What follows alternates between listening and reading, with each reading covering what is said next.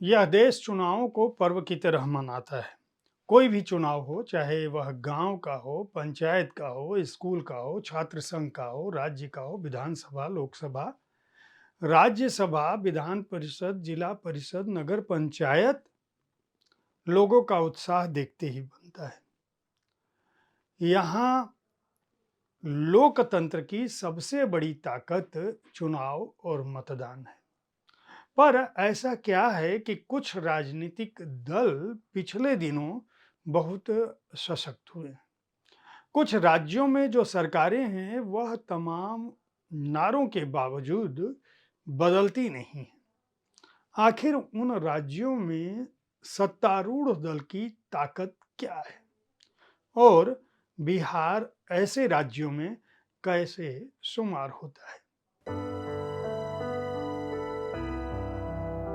नमस्कार, आप देख रहे हैं साहित्य तक के बुक कैफे का एक दिन एक किताब कार्यक्रम। मैं हूं जयप्रकाश पांडे और बिहार चुनाव 2025 पर एक अनूठी पुस्तक आई है जिसका नाम है गर्दा उड़ गई। इसके रचनाकार हैं अक्कू श्रीवास्तव। अक्कू श्रीवास्तव जो पत्रकारिता के क्षेत्र में 45 वर्ष से अधिक तक समय तक काम कर चुके हैं, लगातार डेस्क से लेकर रिपोर्टिंग तक और संवाददाता से लेकर संपादक तक का पद उन्होंने संभाला है। चंडीगढ़, जयपुर, पटना, कोलकाता, मेरठ, जालंधर, इलाहाबाद से होते हुए अपनी यात्रा उन्होंने लगातार पत्रकारिता जगत को दी है। चूंकि पटना में उन्होंने काफ़ी समय एक अखबार के संपादक के रूप में बिताया, इसलिए बिहार चुनाव पर उनकी बड़ी सूक्ष्म दृष्टि थी। यह पुस्तक दरअसल बिहार चुनाव की जो शैली है, वहाँ जो सत्तारूढ़ दल है, जो वहाँ की राजनीति है, उस पर एक ऐसी पुस्तक है जो न केवल बिहार के सियासी जोड़तोड़, उठापटक, बल्कि वहाँ के सामाजिक धागे को, जातिगत व्यवस्था को, राजनेताओं की सोच को भी दर्ज करती है। इस पुस्तक को उन्होंने 8 अलग अलग हिस्से में बांटा है, जिसमें राजनीतिक समीकरण, वहाँ के प्रमुख दल, घोषणा पत्र, सोशल मीडिया की भूमिका, बिहार का जो इतिहास है, स्वतंत्रता से पहले और उसके बाद जो गठबंधन की राजनीति रही है, उन सबका सहयोग लिया है। गर्दा उड़ गई एक भूमिका है जो वो बताते हैं कि दरअसल बिहार के चुनाव से कुछ महीने पहले ऐसा माहौल बनाया गया जैसे लगा कि वहाँ जो शासक दल है उसकी चूलें हिल जाएंगी। लेकिन जब नतीजा आया तो एक अलग ही स्थिति में आया। नीतीश कुमार फिर सत्तारूढ़ हैं, भारतीय जनता पार्टी एक बार फिर जनता का विश्वास कायम करने में सफल रही।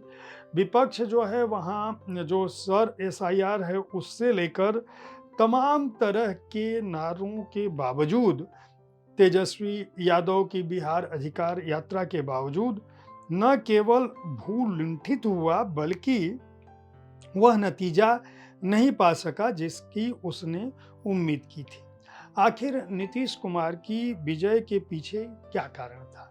आखिर महिलाओं ने नीतीश कुमार को एक तरफा मत क्यों दिया? आखिर इसकी क्या वजह है कि बिहार में अब भी नारों की बड़ी अहमियत है और जनता आखिर नीतीश कुमार और भारतीय जनता पार्टी के साथ उनके गठबंधन को क्यों स्वीकार कर रही है? अगड़े और पिछड़ों का यह गठजोड़ किस तरह से विपक्ष के हाथ से छूटकर सत्ता पक्ष के हाथ में चला गया, यह पुस्तक उसके बारे में भी बात करती है। जो खंड है उसमें मुद्दों की वापसी के तहत पलायन, शिक्षा, नौकरी और जंगल राज की बात वो करते हैं। पलायन में वो लौटते कदमों की लय की बात करते हैं, शिक्षा में स्वर्णिम इतिहास के बिगड़े हुए भूगोल को बताते हैं। वो कहते हैं कि नौकरियां यहाँ आ सकती हैं, बेरोजगारी एक बड़ा मुद्दा है, लेकिन और लेकिन के बाद वो कहते हैं कि जंगल राज दरअसल जब कहा गया, किस तरह से उच्च न्यायालय ने एक बार टिप्पणी की थी, जंगल राज कहा था, और उसे राजनीतिक दलों ने किस तरह से लिया और किस तरह से वह आज भी लालू राज पर चस्पा है और हर चुनाव में जंगल राज की बात आती है और जनता जंगल राज के विपक्ष में क्यों मतदान करती है। समीकरण के तहत वो जाति व्यवस्था, बिहार और संपूर्ण क्रांति की बात करते हैं, मुस्लिम यादव फार्मूले की बात करते हैं, जो एक लालू का है और एक मोदी और नीतीश का जो गठजोड़ है उसकी बात करते हैं। मुस्लिम राजनीति किस तरह से इस गठजोड़ के बीच फंसी हुई है और वह शिकार होती है, और पिछड़ी जाति की जो गणित है वह कैसे पुख्ता हुई है। दलों के गुणा भाग के तहत वे जनता दल यूनाइटेड की जो चुनौती है उसकी बात करते हैं। राष्ट्रीय जनता दल जो तेजस्वी यादव जो अगुवाई में अपने कर रहे हैं और हर बार उन्हें लगता है कि सत्ता उनसे और 2 कदम दूर जा पड़ी है, उनके सामने किस तरह से पहाड़ की चुनौती है। चिराग पासवान किस तरह से फर्स्ट आने की कोशिश में हैं, और चुनाव राजनीति के जो इंजीनियर हैं प्रशांत किशोर, उनकी रणनीति क्या है, उनका उद्देश्य क्या है और वह किस तरह से फेल हुए। हालांकि यह बात इस पुस्तक में नहीं है, लेकिन प्रशांत किशोर की बाकी सोच और रणनीतियों का उल्लेख इस पुस्तक में है।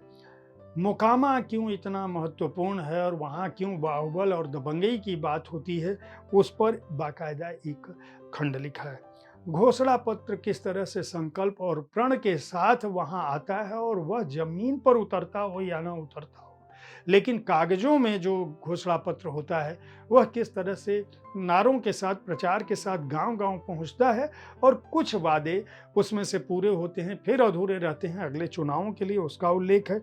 डिजिटल बिहार, किस तरह से डिजिटल दुनिया जो है बिहार की रणनीति से लेकर नैरेटिव तक को प्रभावित कर रही है, उसकी बात करते हैं। और आखिरी के खंडों में स्वर्णिम इतिहास, बिहार की विभाजन, उसके प्रभाव, वहाँ की गठबंधन राजनीति की जो कच्ची पक्की गांठें हैं और जो पुराने गठजोड़ थे उनका क्या वर्तमान में असर है, उसकी बात करते हैं। और अंततः वह गुड़ा भाग क्या था जिसने 2025 के चुनाव में थर्ड फैक्टर जो था उसने किस तरह से खेल कर दिया और 70 सीटों पर किस तरह से बदलाव हुआ, किस तरह से जब नतीजे निकल रहे थे तो दोनों पक्षों की सांसें थमी हुई थी।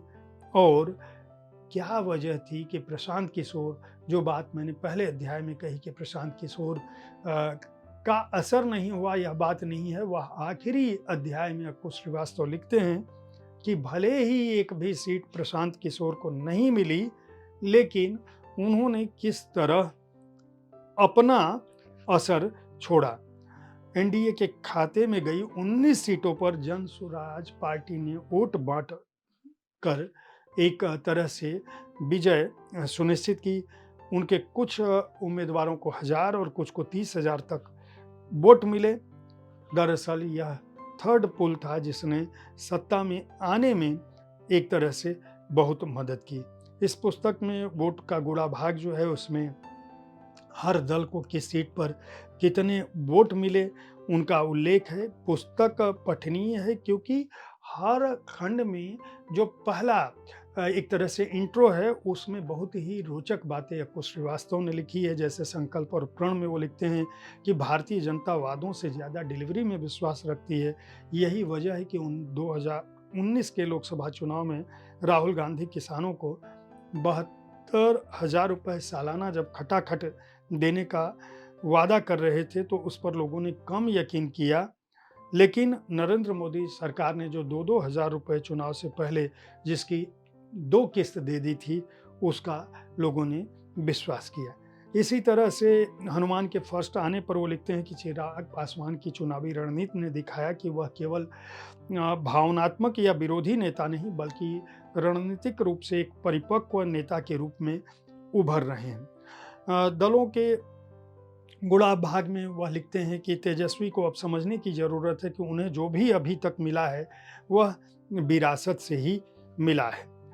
इसी तरह से समीकरण में वो लिखते हैं कि जगजीवन राम का एक बहुत महत्वपूर्ण कथन रखते हैं कि वे नहीं जानते कि ईश्वर समदर्शी होता है या नहीं, किंतु भूख समदर्शी होती है और सभी व्यक्तियों को एक जैसा महसूस होती है।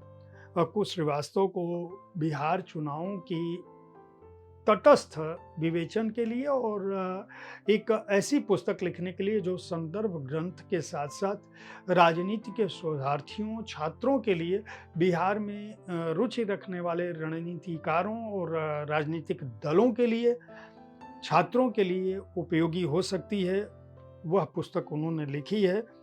इस पुस्तक को प्रभात प्रकाशन ने प्रकाशित किया है। मूल्य 600 रुपये है। प्रभात प्रकाशन और अक्कू श्रीवास्तव को बहुत बहुत बधाई और शुभकामनाएं गर्दा उड़ गई जैसी पुस्तक के लिए। मैं उम्मीद करता हूं कि साहित्य तक बुक कैफे के एक दिन किताब कार्यक्रम में मैं जिन पुस्तकों की चर्चा करता हूं वे पुस्तकें आपके पुस्तक चयन में मददगार हो रही होंगी। पुस्तकें खरीदते रहें, पुस्तक संस्कृति को बढ़ावा देते रहें। कल ठीक इसी समय ऐसी ही किसी एक कृति की चर्चा के साथ मैं फिर मिलूंगा। देखते रहिए साहित्य तक। धन्यवाद।